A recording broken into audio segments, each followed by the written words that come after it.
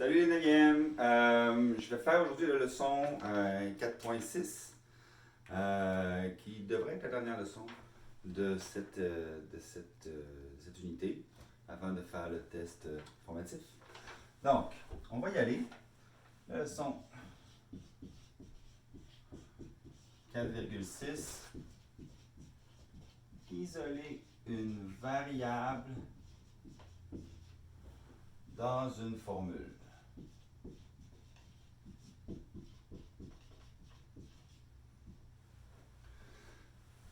Ah. On l'a déjà fait un petit peu dans d'autres unités avant, particulièrement en géométrie, où on voulait des fois savoir le rayon d'une sphère en connaissant son volume, des choses comme ça.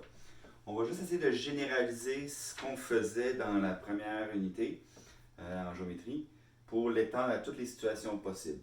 Okay? Donc, l'objectif ici, ça va être d'isoler une variable dans une formule.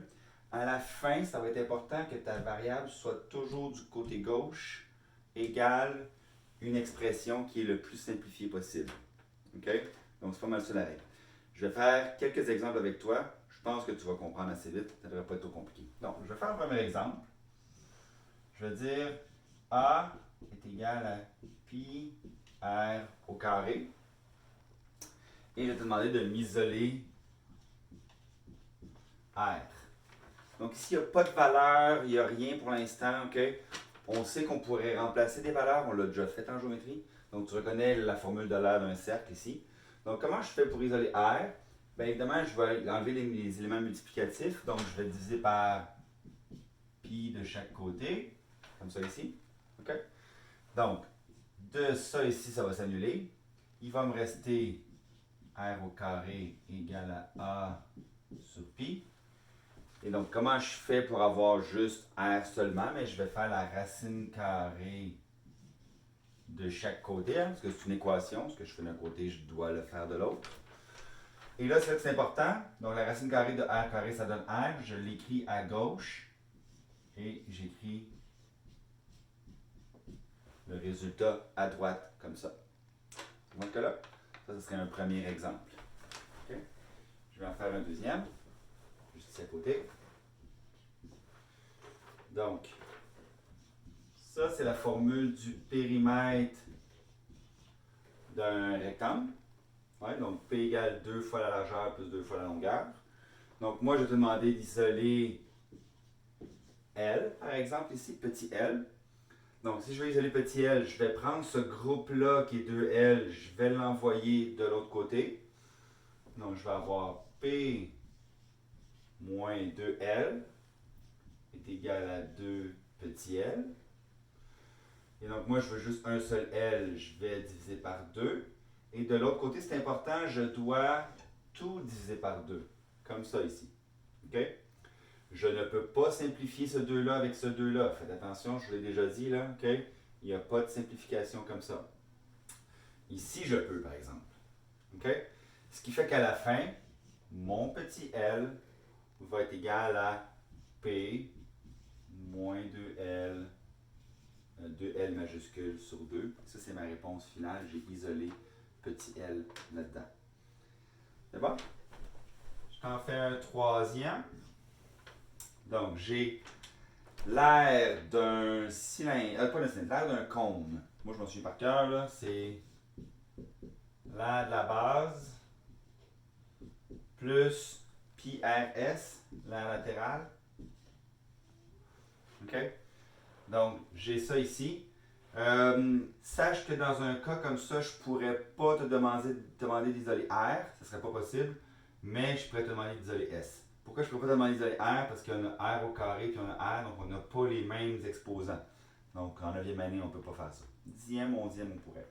Donc, je vais y aller comme ça ici. Je vais dire que si je veux isoler S, donc c'est ça mon but ici, je vais essayer d'isoler S.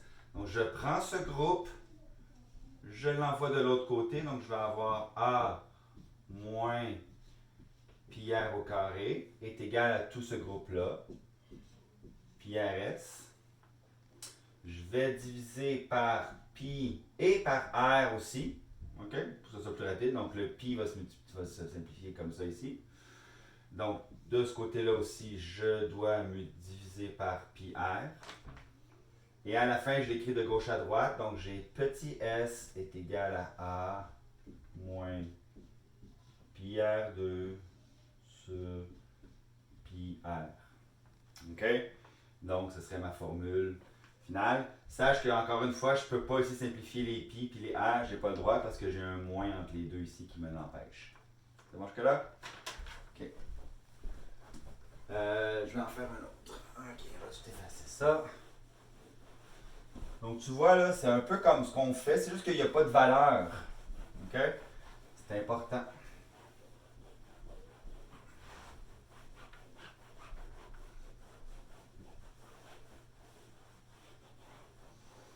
Donc, je t'en donne un quatrième. C'est comme ça ici.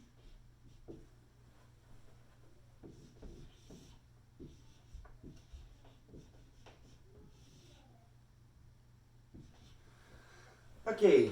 Cette formule-là, V égale racine carrée de 2G M majuscule sur R minuscule, ça c'est la formule qui te permet de calculer quelle est la vitesse que tu dois atteindre avec un objet pour être capable de sortir de son orbite. Donc par exemple, si on envoie une fusée dans les airs, c'est vrai pour toutes les fusées, il y a une vitesse minimale que tu dois atteindre si tu veux être capable de sortir. Sinon, si tu n'atteins pas cette vitesse-là, la gravité de la Terre va te ramener ton objet. Donc, ça, c'est la formule que les scientifiques physiciens ont découvert. Ça fait quand même assez longtemps. Sache que R, c'est le rayon de l'orbite. Ben, ici, c'était la Terre. Ici, M, c'est la masse de la planète. Donc, si c'est sur la Terre, ce serait ça. Si c'est sur la Lune, c'est pas pareil. Sur Mars. Puis G, c'est une constante. OK? Donc, une fois qu'on a ça, si je te demandais d'isoler M ici, OK? Donc, la première chose que je dois faire ici, je dois enlever la racine carrée parce que M est à l'intérieur de la racine carrée. Donc, il faut que je mette tout ça au carré. Donc, si je mets ça au carré ici, je vais mettre tout ça au carré aussi. Donc, ça va enlever ma racine carrée qui est ici.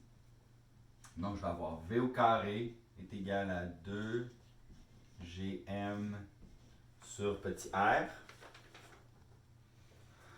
Ensuite de ça, là, je vais isoler M. Donc, pour enlever le R qui est ici, je vais multiplier par R ici, puis je vais multiplier par R ici aussi. OK?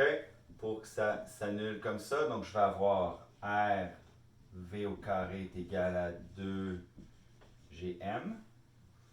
Et finalement, comme c'est le M qui m'intéresse, il faut que je divise par 2G de chaque côté. OK?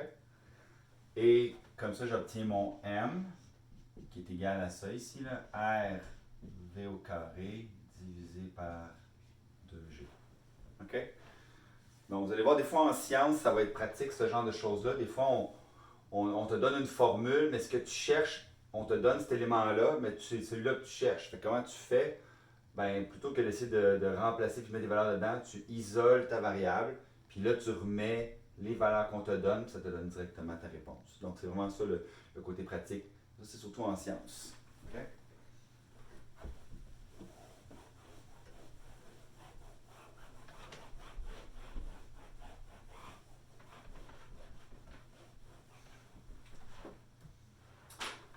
OK, donc j'y vais pour le numéro 5. Tu vas probablement reconnaître cette formule-là.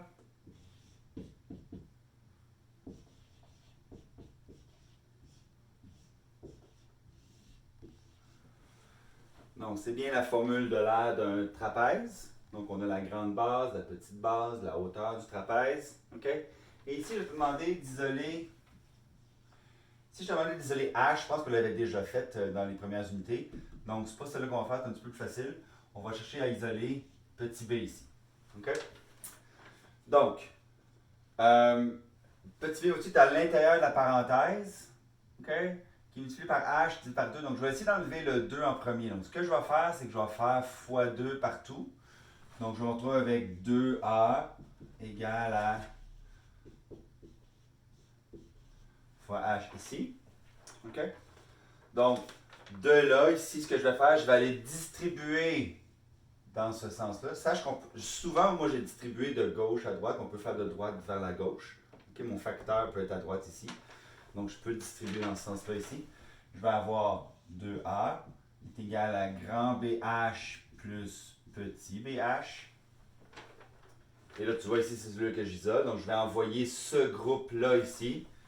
Grand 2A moins grand BH est égal à petit b fois h.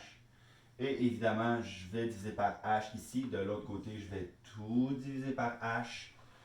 Et je me retrouve avec petit b est égal à 2 fois l'aire du trapèze moins la grande base fois la hauteur divisé par la hauteur. C'est bon jusque-là? OK. Je t'en fais un dernier.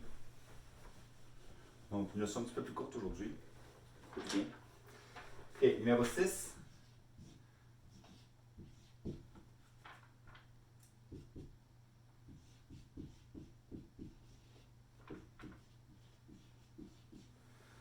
Donc, j'ai Rx égale Tx moins Z. D'accord? Et là, je vais te demander de isoler X. Et là, tu pourrais être tenté de dire, ah, ok, je vais diviser par R ici, puis R ici. Mais ça ne fonctionne pas. Je ne peux pas faire ça parce que j'ai encore un X ici qui est de ce côté-là. Donc, je ne peux pas faire ça. Quand ça dit isoler, ça veut dire que la lettre que j'ai mise, elle n'existe plus du tout de l'autre côté. OK? Donc, il faut qu'elle soit vraiment toute seule. Donc, première chose que je pourrais faire, je pourrais dire Tx, je vais l'envoyer de l'autre côté. Rx moins Tx est égal à moins Z. Il faut que je garde le moins avec le Z ici. Là, tu vas dire, OK, ouais, mais là, je suis mal pris, là, parce que si je divise par R, ça ne sera pas isolé. Puis si je divise par T, ça ne sera pas isolé non plus. Donc, je suis comme pris. Tu as appris quelque chose dans l'autre unité d'avant qui s'appelle la factorisation. OK? On va l'utiliser ici. Regarde bien, je vais mettre en évidence X, parce que X est commun ici, il est commun ici.